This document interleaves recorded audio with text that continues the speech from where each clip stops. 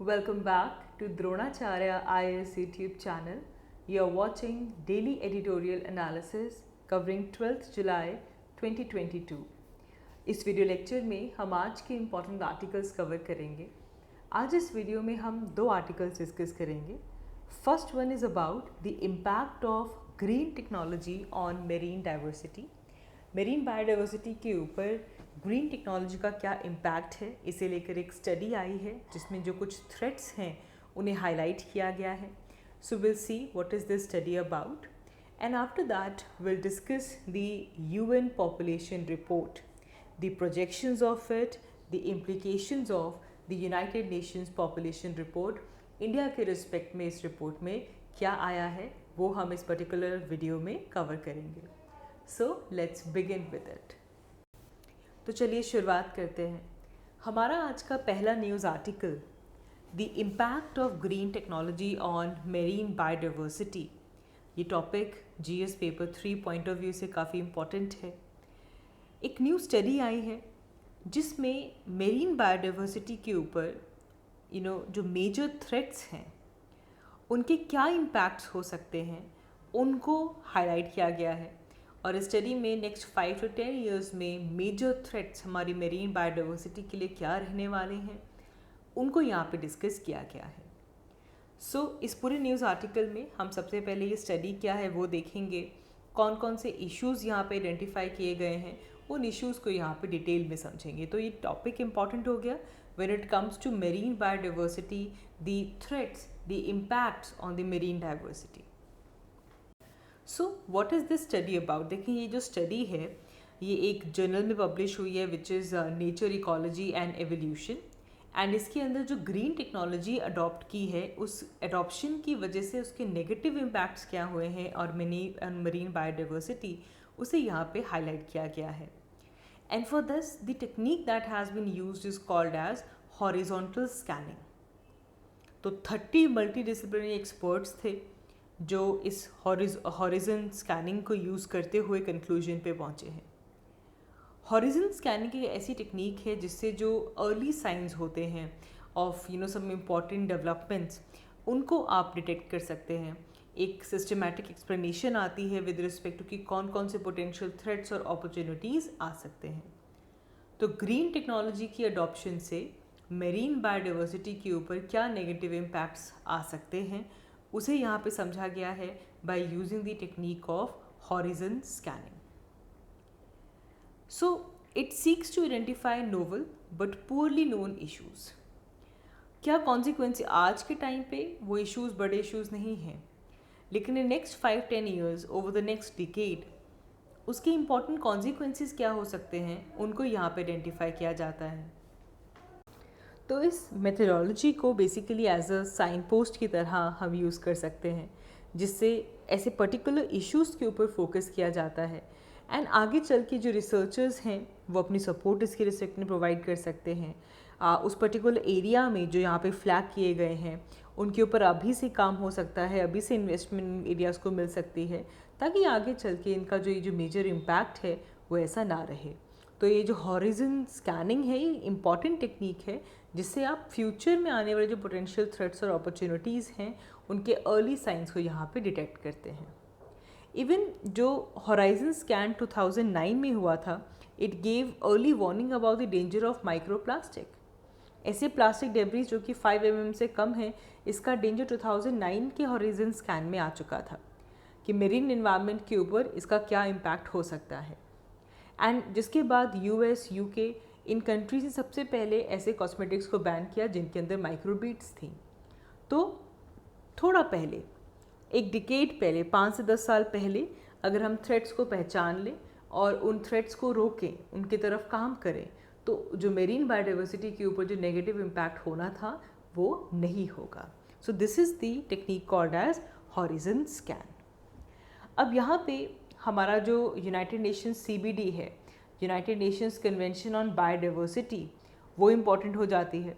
इसके conference of parties का aim ही यही है कि जो बायोडाइवर्सिटी है इसके लॉस को रिवर्स किया जा सके, स्लो डाउन किया जा सके और पॉजिटिव आउटकम्स हमारे पास आने शुरू हो बाय 2050।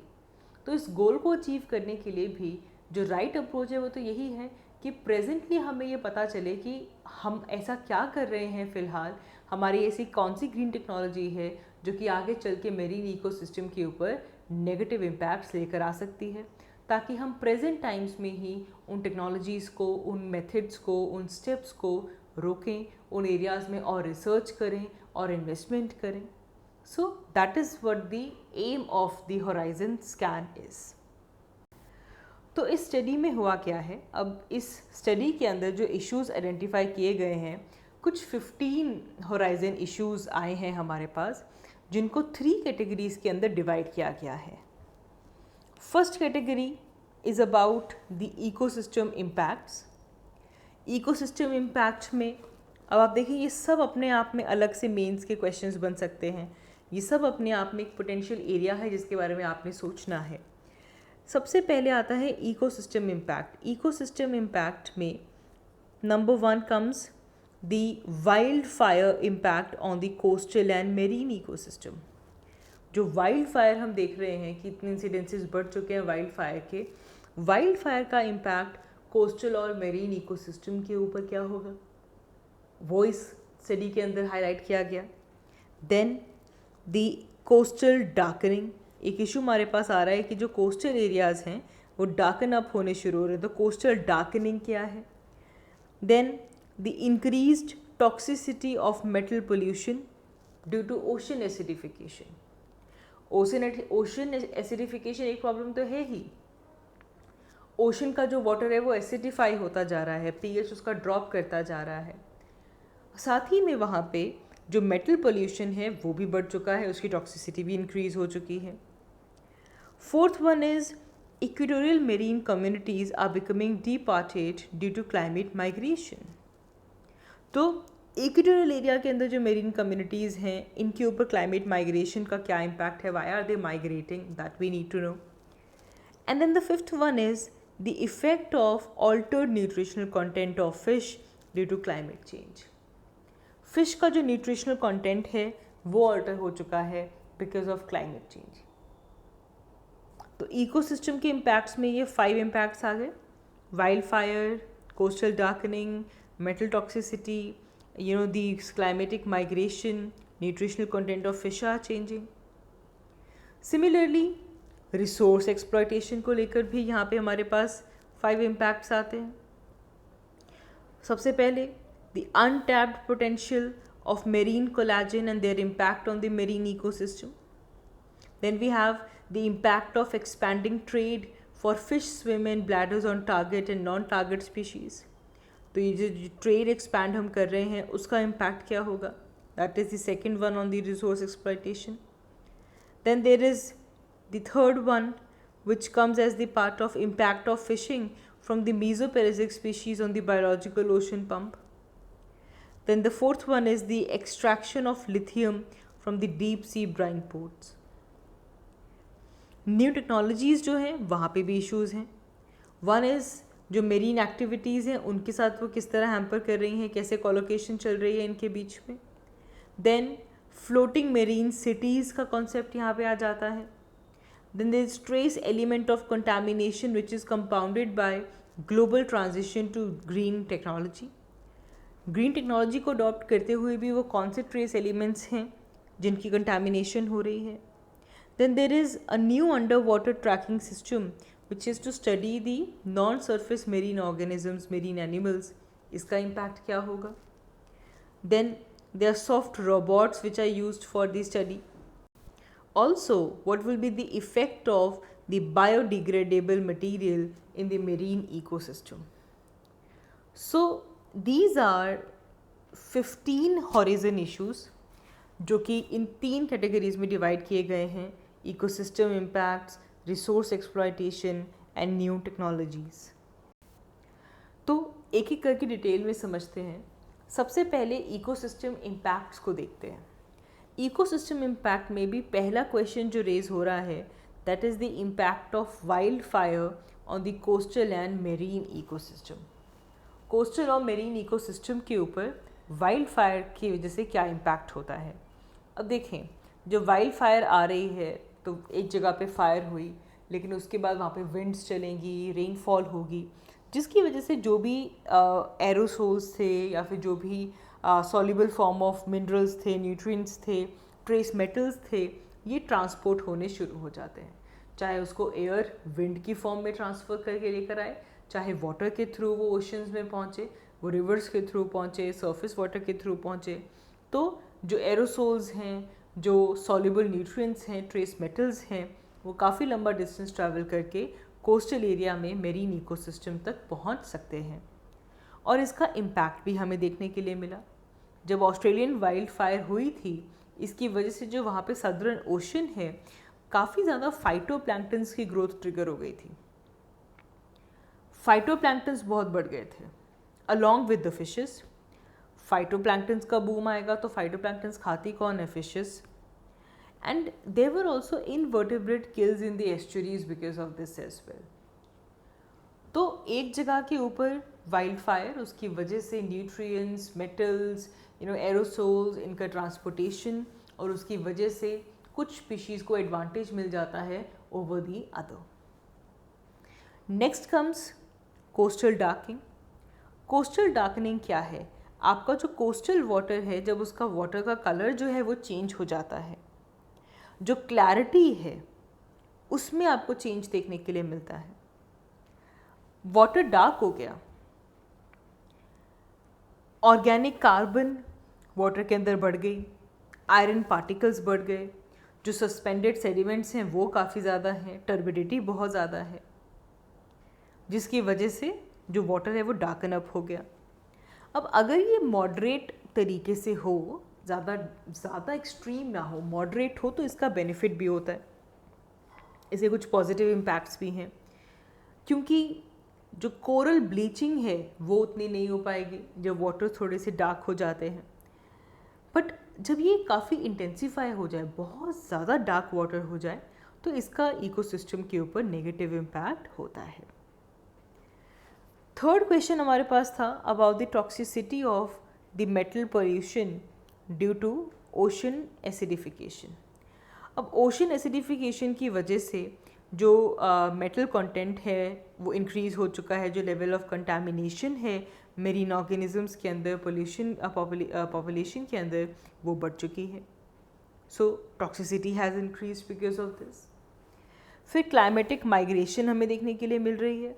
सबसे ज़्यादा माइग्रेशन हो रही है इक्वेटोरियल मेरीन कम्युनिटीज़ की, बिकॉज अब देखो क्लाइमेट चेंज जब हो रहा है, टेम्परेचर इंक्रीज़ हो रहा है, they are following short of the natural development of size, और वो माइग्रेट करते रह रहे हैं एक जगह से दूसरी जगह। Along with this, there is also this altered nutritional content of the fishes because of climate change. Climate change की वजह से जो फाइटोप्लैंक्टन्स का जो एसेंशियल फैटी एसिड्स की प्रोडक्शन है वो इम्पैक्ट हो रही है। अब अल्टीमेटली फ़िश ने क्या कंज्यूम करना है? फाइटोप्लैंक्टन कंज्यूम करना है। वहाँ से जो उनको एसेंशियल फैटी एसिड्स मिलने थे, उनका जो नेचर है वो चेंज हो रहा है। Therefore, there is altered nutritional content of fishes as well. So these were the important ecosystem impact. Next हमारे पास आते हैं resource exploitation. Now resource exploitation में पहला challenge है the untapped potential of marine collagen.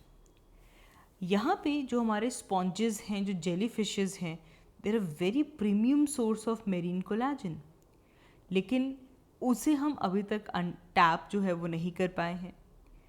The use of co products which are basically derived from fish processing industries, fish की skins, bones, streams, they are more sustainable approach to marine collagen production.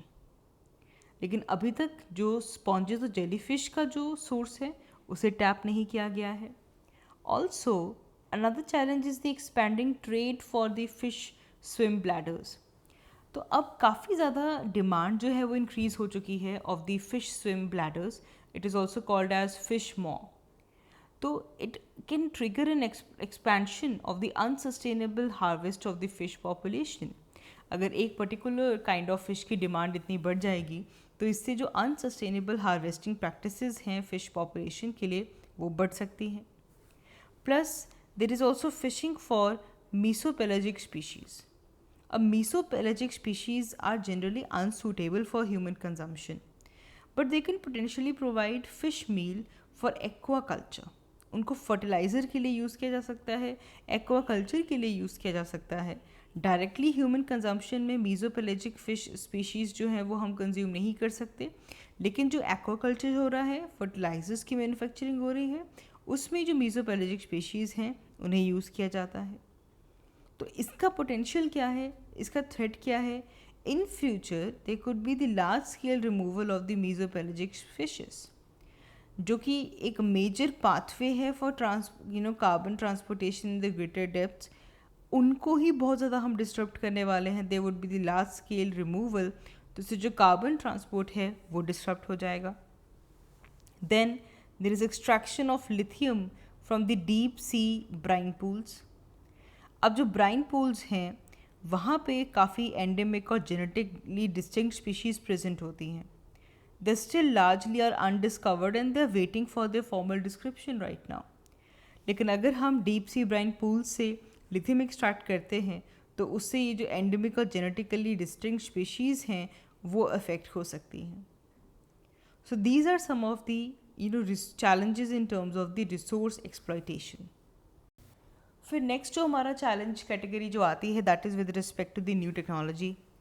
पहला है हमारे पास colocation of the marine activities. अब कहीं पे offshore wind farms लगे हुए हैं, इनको कोलोकेट कर दिया जाता है विद एक्वाकल्चर डेवलपमेंट, ताकि एक टेक्निकल, सोशल, इकोनॉमिक या इन्वायरमेंटल चैलेंजेस जो हैं वो यहाँ से डेवलप हो जाते हैं। Then there are floating marine cities also. अब ऑफशोर लिविंग के लिए ये इशू बार बार रेज किया जा रहा है for the floating marine cities. इसकी गवर्नेंस कैसे होगी, लैंड ओनरशिप कैसे होगी, that is a big challenge. Then there is trace element contamination. अब जैसे जो लिथियम आयन बैटरीज़ हैं, बैटरी प्रोडक्शन से, रिसाइकलिंग से, डिस्पोजल से, इन सब की वजह से जो मेरीन एंड जो कोस्टल इकोसिस्टम है वहाँ पे जो ट्रेस एलिमेंट्स हैं वो पहुँच चुके हैं, उनकी वजह से कंटामिनेशन हो चुकी है। Then there is the negative impact of the underwater tracking system, जिससे कि अंडर वाटर जो एनिमल बिहेवियर है वो स्टडी किया जाता है, लेकिन इसका भी नेगेटिव इम्पैक्ट हमारे मेरीन बायोडाइवर्सिटी के ऊपर है। Then comes soft robotics. Soft robotics is basically energy harvesting module. इसे डेवलप किया गया है ताकि जो सॉफ्ट रोबोट्स हैं they can swallow the organic material, they can convert it into power, and therefore वो काफ़ी ज़्यादा जो रेयर डीप सी ऑर्गेनिजम्स हैं उनको भी यहाँ पे ढूंढ सकते हैं, देख सकते हैं, क्योंकि अंडर द वाटर जो ऑर्गेनिक मटेरियल है उसको स्वॉलो करके ही वहाँ से एनर्जी डेवलप हो जाती है। सो सॉफ्ट रोबोट्स खुद भी एक बड़ा खतरा है, क्योंकि कोई बड़ी फिश उसको एज अ प्रेडेटर स्पीशी समझ सकती है and they can eat it, they can mistake them for the prey, तो तब इसका एक चैलेंज है। Then the new biodegradable materials. जो न्यू बायोडिग्रेडेबल पॉलीमर्स आ रहे हैं they result in unintended release of hydro products जैसे कि माइक्रो फाइबर्स, और ये सभी माइक्रो फाइबर्स जो मेरीन इकोसिस्टम है, मेरीन इन्वायरमेंट है, वहाँ पे जाकर अक्यूमुलेट हो जाते हैं। So these are the once. अब आप खुद देखें, अब आपको सपोज़ कोई मेरीन पोल्यूशन के ऊपर, मेरीन बायोडाइवर्सिटी के ऊपर क्या चैलेंजेस हैं, ऐसा कोई क्वेश्चन आ जाए, तो यू हैव 3 मेन कैटेगरीज कि आप उसे किस तरीके से एड्रेस कर सकते हैं apart from the your basic जिस तरीके से किया जाता है, जैसे बुक्स में दिया जाता है, because this is the new study. इसमें जो आगे आने वाले पोटेंशियल थ्रेट्स हैं उनको भी साइड किया गया है। So you can use this knowledge as a value addition. आप इसको अपने इन्वायरमेंट एंड बायोडाइवर्सिटी के आंसर्स लिखने में, मीन्स आंसर लिखने में आप इन स्टडी को यूज़ कर सकते हैं। Moving ahead, next we have is United Nations population report. इस रिपोर्ट की क्या प्रोजेक्शंस रही हैं, क्या इम्प्लीकेशंस हैं, वो हम इस वीडियो लेक्चर में कवर करेंगे। तो रिसेंटली यूनाइटेड नेशंस ने अपनी 22 एडिशन रिलीज़ की है for the year 2022, the world population prospects. तो सबसे पहले तो आपको ये पता होना चाहिए इस रिपोर्ट का नाम क्या है। सो what is this world population prospect? तो द 27th एडिशन है। This is basically prepared by the population division of the Department of Economic and Social Affairs at the UN Secretariat। United Nations के secretariat में जो population division है under department of economic and social welfare, उन्होंने इस report को publish किया है। This is the 27th addition और ये 2022 ईयर के लिए रिवाइज की गई है। 1951 से ही एक बायनियल साइकिल के थ्रू इसे पब्लिश किया जाता है।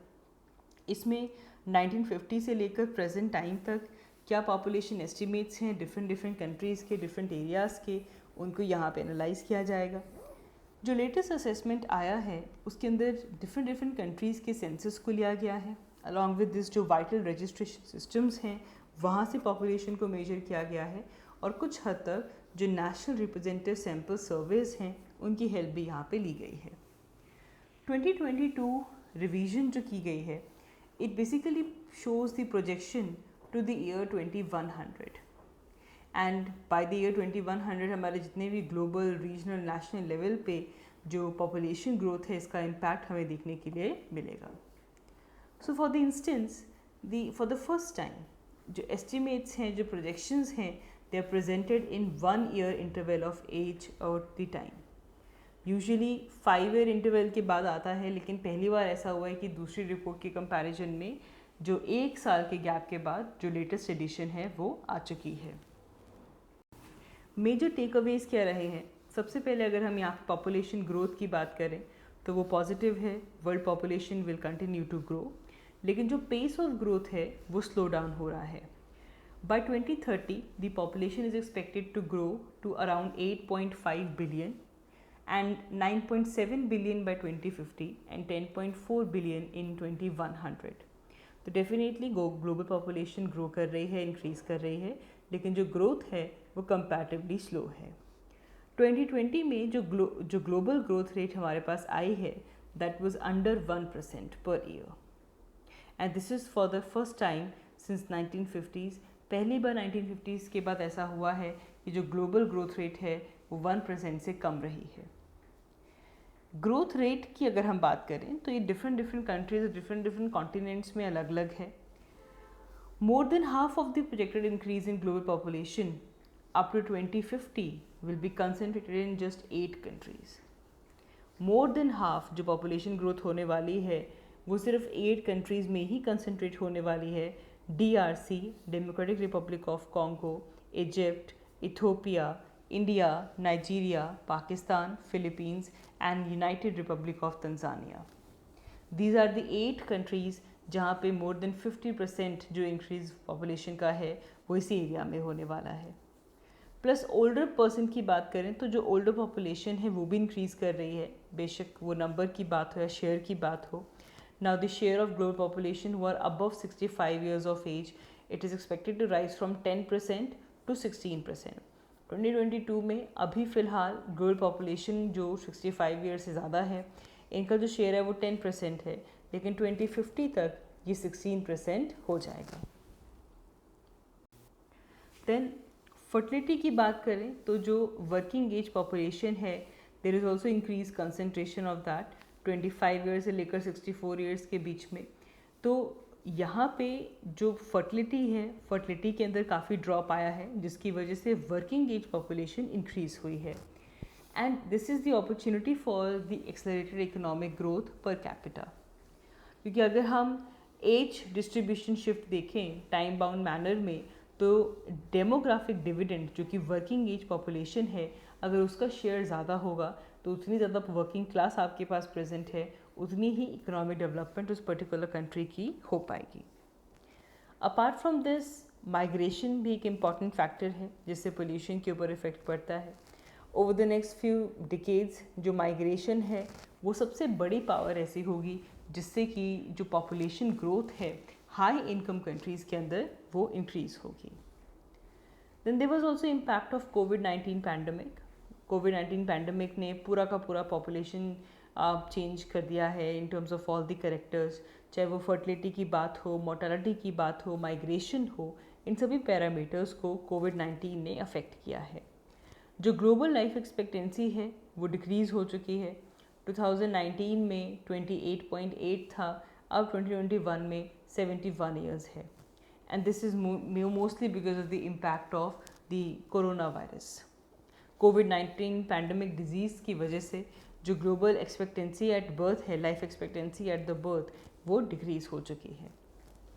इंडिया के रिस्पेक्ट में जो बड़ी इंपॉर्टेंट चीज़ है वो ये है that by 2023 India will surpass China and will become world's most populous country. तो नेक्स्ट साल इंडिया चाइना की पॉपुलेशन को ओवरपास कर देगी and then India will be the world's most populous country and इस टाइम पे ग्लोबल पॉपुलेशन जो है वो 8 बिलियन तक पहुंच जाएगी। तो इंडिया के लिए जो प्रोजेक्शंस है वो हमने यहाँ पे देख ली। एक क्वेश्चन यहाँ से ये उठता है कि वो किस तरह यूनाइटेड नेशंस की प्रोजेक्शन को हम इंडिया के सेंसस के साथ कंपेयर कर सकते हैं। देखिए, इंडिया के अंदर जो सेंसस आता है that comes from the registrar general population projection को लेकर आते हैं based on the census. Last projection जो की गई थी वो 2019 में की गई थी and it was done on the basis of the census of 2011। अब इंडिया का जो सेंसस है वहाँ पे जो प्रोजेक्शंस आ रही हैं वो यूनाइटेड नेशंस की प्रोजेक्शन से कंपैरेटिवली लोअर हैं। सो जरूरी नहीं कि बाय 2023 किसी भी तरीके से कभी भी इंडिया चाइना को ओवरटेक कर सकता है and India will become world's most populous country. But यहाँ से फिर पॉलिसी इम्प्लीकेशंस भी हैं। अब पास्ट में जब world population 5 to 6 billion levels थी तब भी हम ओवर क्राउडिंग की बात कर रहे थे और अब हम बात कर रहे हैं कि ऑलरेडी जो पॉपुलेशन है दैट इज़ 8 बिलियन। सेवरल कुछ कंट्रीज़ की बात करें, इंडिया की बात करें तो इंडिया में जो रिप्लेसमेंट रेट ऑफ फर्टिलिटी है वो अचीव हो चुका है। So there are no concerns because जो ग्लोबल पॉपुलेशन है वो ऑलरेडी 8 बिलियन हो चुकी है एंड जो रिप्लेसमेंट रेट ऑफ फर्टिलिटी है वो आ चुका है। अभी हमने कुछ ही देर पहले जब national family health survey discuss किया था तो हमने देखा था कि इंडिया का जो रिप्लेसमेंट रेट है वो डिक्रीज़ हो चुका है, तो जिसकी वजह से आगे चलते हुए जो पॉपुलेशन का जो बर्स्ट है वो कम होगा। एक और कंसर्न है, अब जब क्योंकि नंबर बढ़ रहा है तो नंबर ऑफ पॉपुलेशन बढ़ने से क्वालिटी ऑफ लाइफ के ऊपर क्या इम्पैक्ट होगा, that is a big question. एक और फोकस यहाँ पे आ चुका है कि अगर हम पावर्टी की बात करते हैं, हेल्थ केयर की बात करते हैं, एजुकेशन की बात करते हैं तो यहाँ पे पॉपुलेशन का बड़ा रोल है। अगर पॉपुलेशन ज़्यादा होगी, अब रिसोर्सेज तो उतने ही हैं, तो poverty, health care facilities, education ये किस तरीके से मैनेज होगा, ये एक बड़ा क्वेश्चन है ना। India cohorts 0 to 14 years and 15 to 24 years will decline. ये जो एज ग्रुप है 0 to 14 ईयर्स का और 15 to 24 ईयर्स का ये डिक्लाइन करेगा। क्यों? बिकॉज हम देख रहे हैं कि बर्थ रेट में डिक्रीज़ हुआ है, रिप्लेसमेंट रेट जो है वो डिक्रीज़ हुई है। तो ये जो कैटेगरीज़ हैं 0 to 14 ईयर, 15 to 24 ईयर ये डिक्लाइन करेगा, लेकिन 25 to 64 and 65 plus they will continue to rise in the coming decades. Skill development already जो कि 25 जो 64 की ब्रैकेट में है उनको स्किल डेवलपमेंट की ज़रूरत है ताकि वो जो डेमोग्राफिक डिविडेंड है वो ज़्यादा प्रोडक्टिव हो सके, they can have better income and actually में हम कंट्री की इकोनॉमिक ग्रोथ को आगे ले जा सकें। प्लस जो 65 प्लस कैटेगरी है अब इनको सोशल सिक्योरिटी प्रोवाइड करना ये भी एक बड़ा चैलेंज है और इससे फ्यूचर में जो गवर्नमेंट है उनके रिसोर्सेज और भी ज़्यादा स्ट्रेच हो सकते हैं। So that was all for this video. आज की इस वीडियो के लिए इतना ही। Thank you so much for watching. I will see you all in my next one. Thank you.